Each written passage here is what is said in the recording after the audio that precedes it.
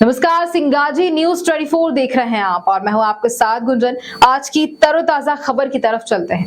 सागर जिले में हो रहे दलितों पर अत्याचार, स्मार्ट सिटी के नाम पर नगर निगम द्वारा किए गए 900 करोड़ रुपए का भ्रष्टाचार, पुराने बस स्टैंड को शुरू कराने और बिगड़ती कानून व्यवस्था के विरोध में कांग्रेस ने सोमवार को सागर में विरोध प्रदर्शन किया, जो कलेक्टर कार्यालय का घेराव करने पहुंचे। सिविल लाइन चौराहे पर सभा का आयोजन किया गया, जहां कांग्रेस के नेताओं ने सभा को संबोधित किया, जिसके बाद वे कलेक्टर कार्यालय का घेराव करने के लिए आगे बढ़े।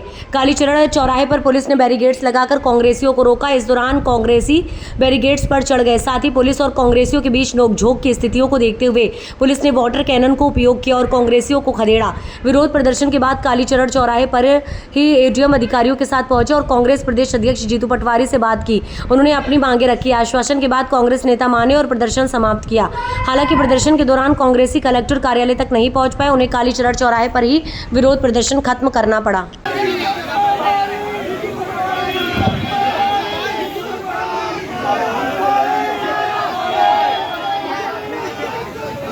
हेलो हेलो हेलो, भारत माता की। हो गया भैया, एक मिनट भैया, हो गया भैया। धन्यवाद धन्यवाद धन्यवाद धन्यवाद आपको। भारत माता की। मंच पर विराजित सभी परिवार के साथी, दीदी आप नीचे बैठो, बहन जी आप भी बैठ जाओ अपनी जगह, कहीं के जगह बना ले बिटिया। मैं अनुरोध कर रहा हूँ कि लगभग 11 बजे से पहले से ये परिवार के लोग यहाँ उपस्थित हैं।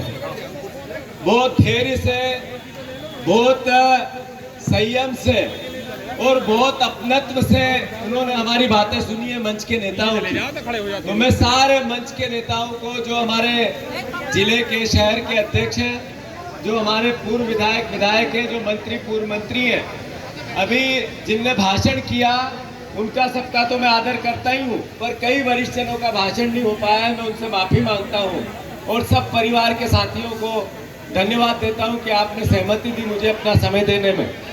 मैं आदरणीय हमारा छोटा भाई प्रदीप यहाँ उपस्थित है, उसको भी अपनी बात कहनी थी, पर अल्टीमेटली चूंकि बहुत देर हो गई है, तो इसलिए जिन सवालों को लेकर आज हम सब यहाँ उपस्थित हुए हैं वो बात मैं आपसे करना चाहता हूँ। और जितने हमारे यूथ कांग्रेस, एनएसयूआई, महिला कांग्रेस और हमारे ब्लॉक के, मंडल के और सब परिवार के कांग्रेस जन जिनको संबोधन करने में मेरी इच्छा थी, उनसे माफी मांगता हूँ।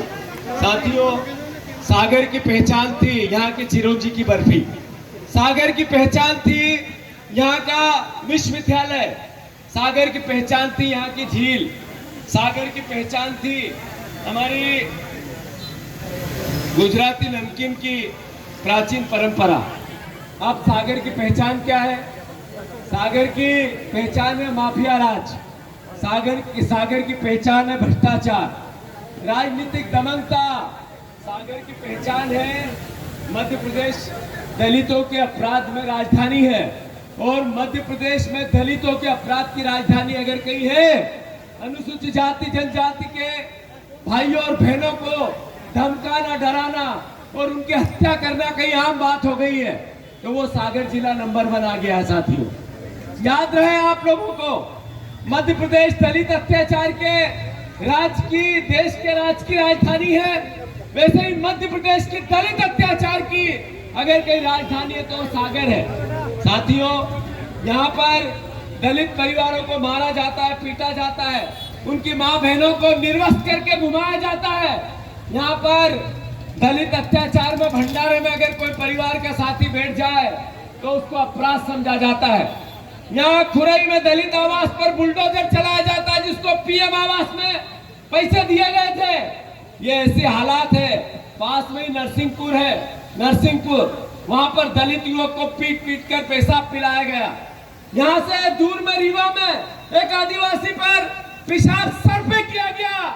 मध्य प्रदेश में क्या हालात बन गए कि ये परिवार का वो साथी जो सबसे पीछे, सबसे नीचे, जो शोषित है, पीड़ित है, दलित है, उसके लिए संविधान ने समानता का अधिकार दिया, पर हमारी सरकार ने, हमारे भारतीय जनता पार्टी के नेताओं ने सत्ता की हवस में उन परिवार को संविधान की हत्या करने में कोई कोर कसर बाकी न छोड़ी। 3 दिन पहले की घटना है, एक दलित ने 6 दिन पहले की घटना है, एक दलित परिवार ने अशोकनगर में बिजली के खंभे पे तार टांग लिया तो उसको दबंगों ने पीट पीट कर इतना मारा, उसके वीडियो वायरल हो रहे हैं। इतना ही नहीं किया, दूसरे दिन फिर आए उसके घर पर, वो था नहीं, उसकी बीवी थी, उसकी पत्नी को पीछे पीठ में और पैरों में इतना मारा, उसका वीडियो देखे तो कोई भी सभ्य समाज इसकी स्वीकारोक्ति नहीं दे सकता है। क्या कारण है कि नोनागिरी की हत्याकांड हुआ? हमने खुरई में जिस तरीके से हत्याकांड हुआ, एक बेटे की हत्या की, उसकी मां को, उसकी बहन को छेड़ा गया, उसके साथ बलात्कार किया गया, मां को निर्वस्त्र करके घुमा दिया गया, फिर परिवार पर हमला किया गया। ये पिता है उसका, ये पिता। क्या गलती है इस परिवार की? मैं आप सबसे पूछना चाहता हूं, क्या गलती है इस परिवार की? क्या हालात है इसके? क्या मध्य प्रदेश शासन ने किस तरीके का शासन वोट का लिया है? यहाँ मंत्री बने 3-3, मंत्रियों के हालात क्या है? मंत्रियों के हालात बस से बदतर। मैं आप सबसे पूछना चाहता हूं कि एक मंत्री है आदरणीय खुरई के, जो आजकल मंत्री नहीं है, वो भारतीय जनता पार्टी के पुराने नेता है, पर हालात क्या है? वो भारतीय जनता पार्टी को उन्होंने कई सालों से सींचा है, पर हालात क्या है सागर के?